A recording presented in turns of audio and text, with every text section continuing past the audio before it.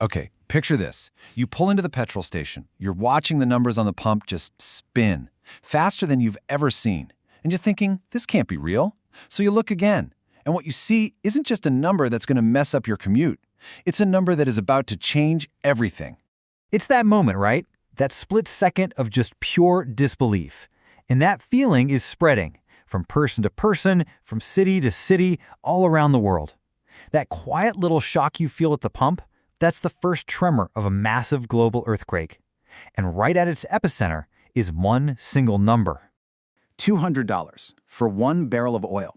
This is a number that used to be a what if, right? Something for disaster models and worst case scenarios. But according to some of the world's sharpest financial minds, it's not a question of if anymore. It's a question of when. And we really, really need to understand what that actually means. Yeah, because this isn't some abstract number that only matters to Wall Street traders. Nope. This number hits home.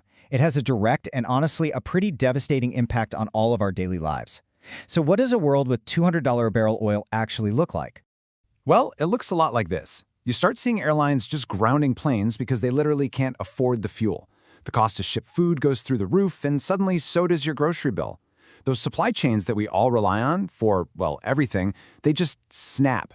Factories that make our cars, our clothes, you name it, they start grinding to a halt.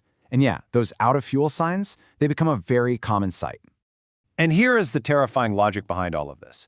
In a crisis this bad, the only way the market can find a balance is for the price to get so incredibly high that people and businesses are forced to stop using energy. This isn't about conservation or being green. This is about things just stopping. Economists have a name for it. They call it demand destruction. And listen, this isn't some future prediction. It is already happening, right now. The price of jet fuel, which comes straight from crude oil, is already hitting that $200 a barrel equivalent. This is why you're seeing airlines cancel flights. For some parts of our economy, the crisis isn't just starting, it's already in full swing. But here's the most crucial thing to understand. We've been here before. An oil shock on this scale, it isn't new. And history gives us a chillingly clear roadmap of what happens next. And it always, always ends in the same place.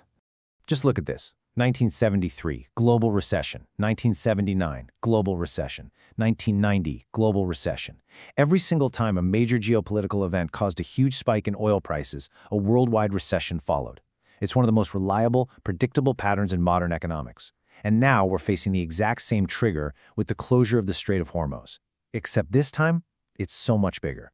And just look at the difference in scale. The big crisis in the 1970s, the one that brought the entire Western world to its knees, that was caused by a loss of about 5 million barrels of oil a day. What we're dealing with now has taken over 10 million barrels a day off the market. It is, and this is a quote from the International Energy Agency, dimensionally larger and more dangerous than anything we have ever faced before. And that brings us to the most urgent part of all this, because this isn't some slow-motion train wreck. There is a deadline. A cliff, a point of no return that is coming up way faster than you think. And the scariest part? Most of the world doesn't even know it's on the calendar. 10 million. That is the staggering amount of oil that has already vanished from the world's supply, every single day. To put that into perspective for you, that's like the entire oil production of Saudi Arabia just disappearing overnight. And it's about to get worse. The date you need to circle on your calendar is mid-April. Because that's when all the emergency measures, all the temporary fixes run out. The extra oil from strategic reserves starts to dry up.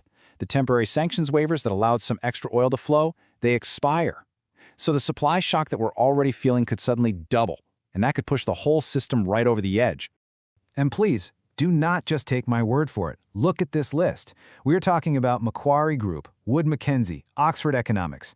These aren't fringe voices. These are some of the most respected, buttoned-up analysts on the entire planet, and they are all, independently, ringing the alarm bell. They're warning that if this crisis blows past that mid-April deadline, a $200 barrel of oil isn't just possible, it's likely. So let's get into it. How does one number, $200, actually trigger a worldwide collapse? Well, let's break down the simple, almost brutal math of an oil shock. Okay, so this is basically the engine of the crisis. It's a formula that's been proven time and time again.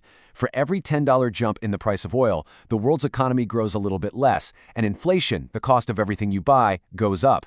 Now just imagine the jump from today's price of around $116 all the way up to $200. That is an $84 increase. The cumulative effect, it's absolutely catastrophic. And here's what that damage looks like in real numbers. Projections show global GDP shrinking by nearly 3%. For places that import a lot of energy, like Europe, it's almost 4%. And for a developing nation like India, the hit is even harder. A staggering 4.2% drop in economic output. This isn't just a slowdown, folks. This is a cliff edge. And to really understand how this economic math turns into real-world pain, we have to look at a country like India. Because for a lot of developing nations, this isn't just one crisis, it's two, hitting them at the exact same time. It's a brutal 1-2 punch. So here's that double hit. First, the price of oil just skyrockets. But India, like most countries, has to buy that oil in US dollars. But at the exact same time, this global crisis is crushing their own currency, the rupee, which is at a record low. So think about that. They're forced to pay a record high price for oil using a currency that is worth less than it's ever been. It is a devastating economic vice. And what makes this whole situation so incredibly dangerous is this number right here. India imports 85% of its oil. 85%! There is no domestic alternative they can fall back on. When that global price spikes, there is literally no escape. And this isn't just India's story. This is the reality for dozens of developing nations all over the world, caught in a trap with no easy way out. So all this brings us to the final, and let's be honest, the only question that matters. We can see the cliff. We understand the math.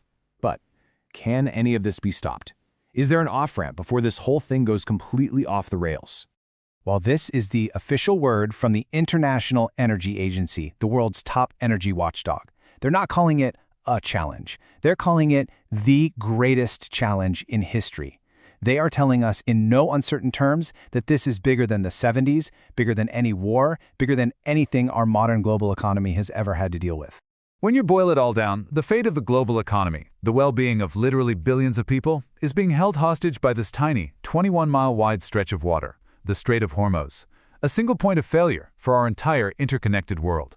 So as we wrap this up, when you look at the data, when you look at the history, it really seems like the question isn't whether a recession is coming. The real question is, what if it's already started?